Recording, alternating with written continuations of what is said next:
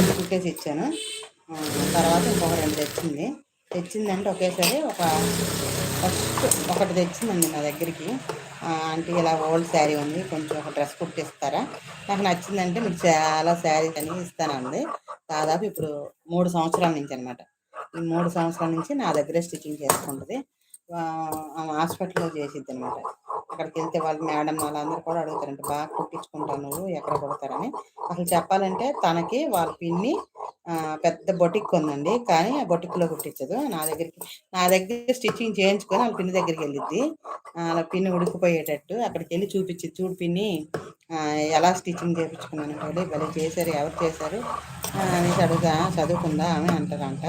లేదు అసలు చదువు కూడా రాదు, కానీ చాలా బాగా చేసిద్ది స్టిచ్చింగ్ అని చెప్పిద్దంట.